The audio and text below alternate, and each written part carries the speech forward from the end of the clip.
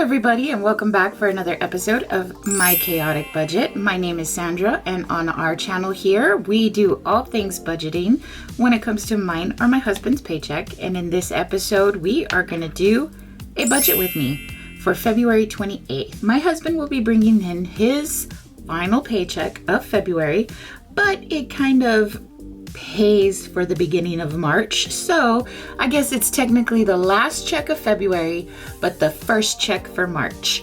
All right, so let's get into it. This, of course, is my budget journal that I use in case you're new here, because we have so many new subscribers, and I just want to say thank you for being here. And if you haven't yet subscribed, think about it. Stay a while, chillax here, and see me struggle. Because the struggle is real, but so is the hustle, baby. So we're gonna get it done. So the income that my husband will be bringing in is $1,298.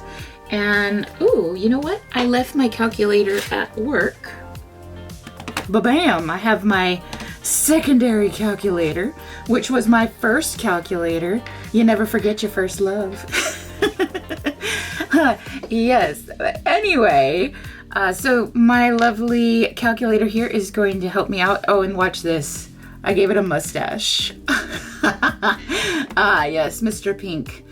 We have $12.98 here that we should be bringing in on my husband's check. And we are going to take out the buffer that we always leave. This is the amount that we leave in after we've paid all of the bills.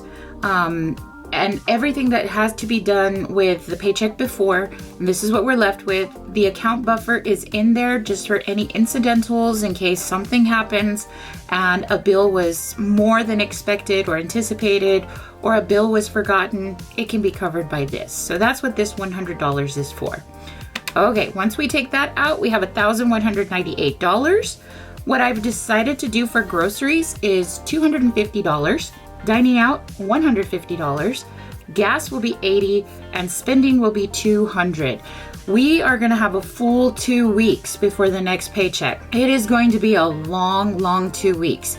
I know what these feel like, and it's going to be pretty stressful. So hopefully I can manage it to make it work, but you know what? We've been doing fine all this time. We're gonna continue to work on it, and we're gonna continue to do better. So let's just get into it. Okay, so all of this together then adds up to be $680, and that leaves us with $518 to put into our sinking funds. Now, for any of you who are not sure what sinking funds are little categories, of course, that you save for in the future, or for a future purchase or future incident, something that can come up. And it's really good to have these little categories saved up instead of having all your money in the bank and then just spending and swiping, and then not keeping track of where it's going. So in this way, it's kind of easier for us to see it. So this is how we're gonna do it. So for kids, we are looking at giving them, of course, the usual $10. So that should be for each of my children, $5 each. And then hubby, I have increased how much hubby is going to get. Now, the reason why I've done that is because when he got his bonus, he paid off some debt. And the debt that he paid off, I wanted to get a little bit of that debt put back into him, so that way he can see, oh, okay, well, I paid off debt, but I'm gonna see some of this coming back to me. So instead of getting $50 each paycheck now, he's gonna get $60. And that should work out just fine. Let's see, pets is going to get, that's Bella and Leon. So the cat is gonna get 10, and the dog is going to get 10. Vacation is also going to get 10. And you know what? No, that's not right. Is that right? Yes and no. Okay, we're just gonna roll with it, guys. We're gonna see. I'm not sure, because I thought I did the numbers ahead of time, but these numbers don't look right. What's life without a little chaos? Okay, friends. We did have our friends over, so that envelope is completely empty. We're gonna go ahead and put $5 in there. And then let's see here. Date night, family fun night will also only get $5. I want to put more, but I'm going to save that for my husband's paycheck because his paycheck will happen on spring break and we can use that money there. Okay, so 10 plus 10 plus 10 plus 5 and 5 is another 10. This comes out to 110. So 110 minus the 518, that leaves us with 408. Okay, now when it comes to the high priority, of course, we have for Eva. And Eva, I already mentioned that I didn't want to go on rotation anymore of doing 180, 180. I'm just going to go straight 100 each time. And so that means we need to pull out $200 for her. The car is at a fixed rate. Look at me using budgeting terms. Okay, yes, it's at a fixed rate of $21 every paycheck, so that way we can get to our goal. And then house is not on a fixed rate, but we're gonna go ahead and put 10. Clothing will get 10. Medical will get 10.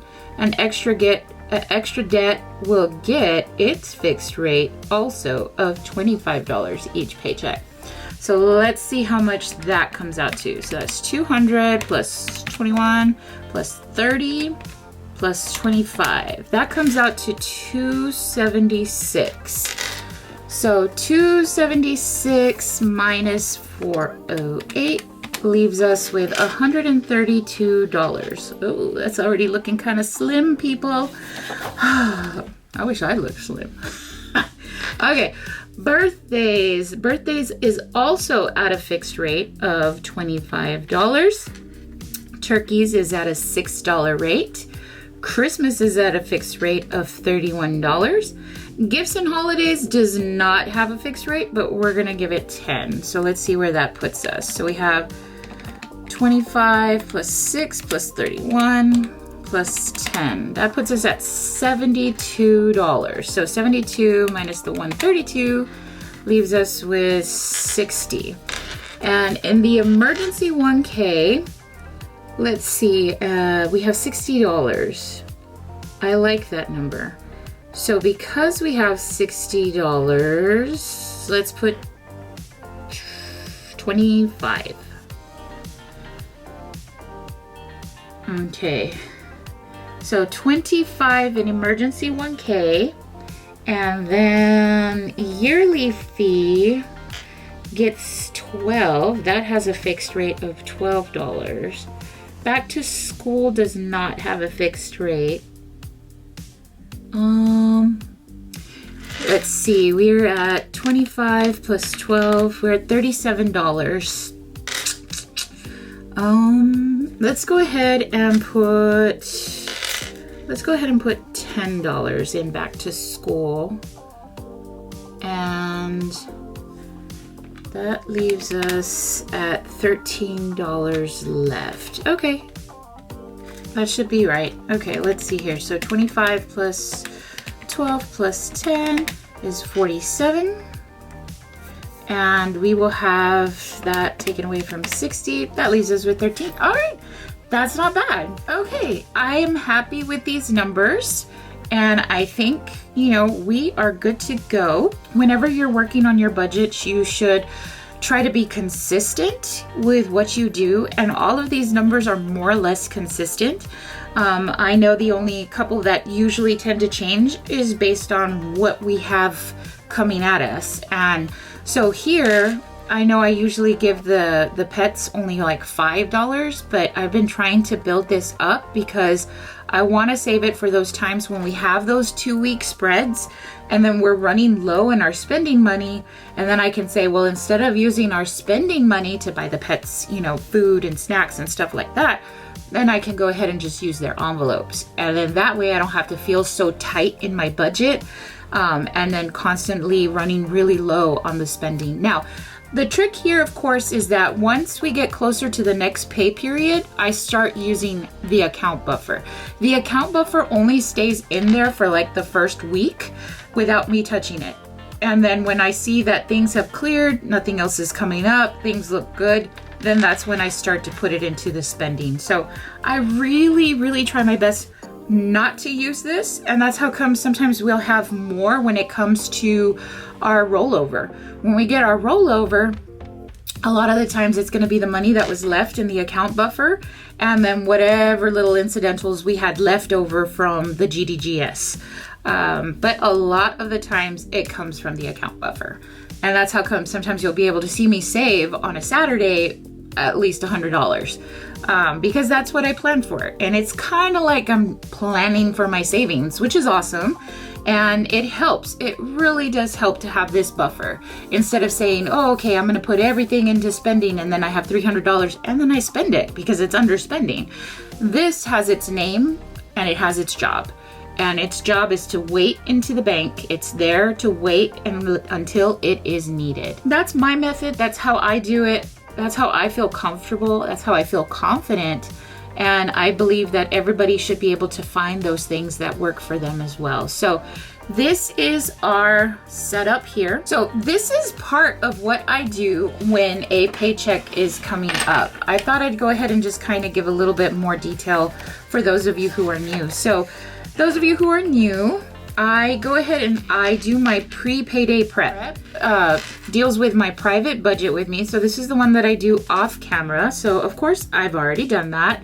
And then I do my planned budget with me, which is what I'm doing right now. I'm just doing that one with you guys. So this is the one that I share with you all once I figure out all the bills, once I figure out all of our private budget needs, and then I share the rest with you guys. And then that way I can be held accountable for the way that I save the money that is left over from our paychecks. Then the next thing I need to do is a budget breakdown. The budget breakdown looks like this, or a cash breakdown, sorry.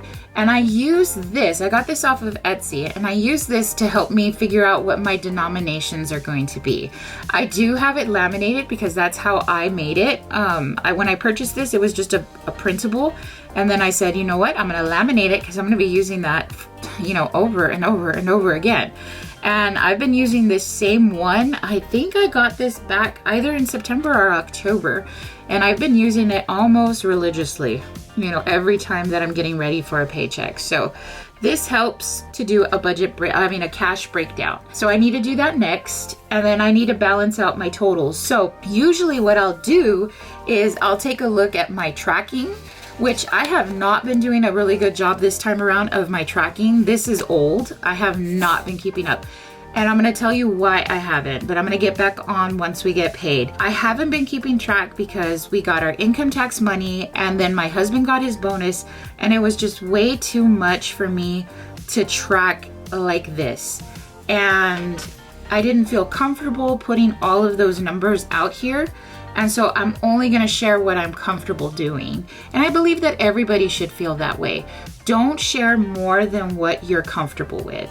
And right now, I did not feel comfortable with these past couple of weeks. And so I didn't track them.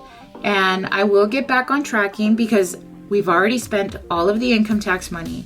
We've already done what we need to do with my husband's bonus money. And so now we're back on track and we're gonna get back in here. So I have to balance out the totals. What that means is I'll take a look and I'll see what's in the accounts, what's left from our budgeted amounts from the last time that we did our budget with me, which was this one. So I have to check and see, okay, out of groceries, I think we spent every single thing. Dining out, we did not really spend too much of it, so there's gonna be some money left here.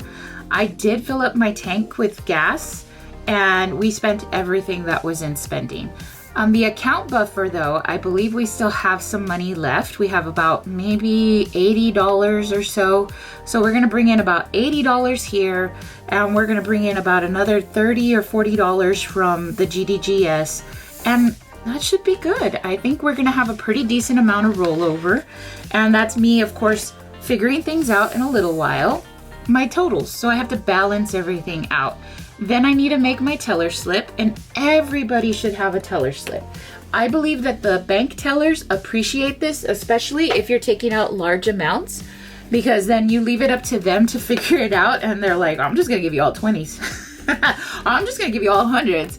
But this way you use a budget, a cash breakdown that you got from here, right? You do all of your cash breakdown, and then once you add up all of the denominations, how many ones do you need, how many 5s, 10s, 20s, etc., then you can put it on a teller slip. And on this teller slip, then you give this to the teller, and then she can give you exactly what you need, and it makes your life so much easier when you're gonna do your cash stuffing. So that's the next thing that I have to do. And then I have to get my bank bag ready. So my bank bag, I have 2 different ones, and I do have a little bit of money in here. And this is money that I am hoping to use for rollover, because this was money that was just kind of like left from one of our purchases that we made. And I was like, okay, well, I'm just gonna keep it off to the side, because when we need it for, you know, to do a savings challenge or whatnot, I know I have it. So I have these 2. This is the one that's gonna go to the bank. This is the one. And then once I go to the bank, then I go ahead and I put this in with my driver's license, my account information, my teller slip, and then I send it to them, and then they give me exactly what I need. My bank has been really nice about that, so I feel really good. I have my money bags ready to go. When it comes over here, then the money transfer is, I have 2 separate bank accounts. 2 separate bank accounts. One is for spending, and one is for groceries, gas, and dining out. So I split it up that way because I don't want to spend the money that is for groceries. I don't want to spend the money that is for gas, and I don't want to spend the money that is for dining out. I really, really try to do my best to separate that. I can say, well, I only have $100. I can't buy that because I don't have enough money. Instead of having like $400, but that's all your groceries, your dining out, your gas, and your spending money put together. Oh, I can spend it, I'm good. And then you're like wondering, oh my gosh, I don't have any money for groceries. Well, come on, you spent it. You didn't keep track. So that's why it's important, for me at least, to have 2 separate accounts, and then I transfer the money that is for the GDG into one account, and then I take care of that. And then of course I separate my rollover amount, and from my rollover amount then I plan out how I'm gonna do my savings challenges for the weekend. And since we're gonna have 2 weeks until the next payday, I'm probably gonna split whatever our rollover is. I'm gonna split it into 2, so that way I can have something for the following Saturday. And then we should be good. That is me. That is what I do. I hope that those of you who are new get to understand my method a little bit more. Yes, it is chaotic, but that's why it's in the name. And hopefully we can have a little bit more understanding of how all of this is going to work out. But yeah, so for those of you who just recently subscribed, welcome to my chaotic budget. And for those of you who have been here with me, I appreciate you so much. You don't understand how much you all have helped me in staying accountable, in making my goals happen. Oh, and look, as a final little thing, what are we gonna do? We're gonna come over here and we're gonna take a look. Oh, look, on the 23rd, I hit 425. Yay!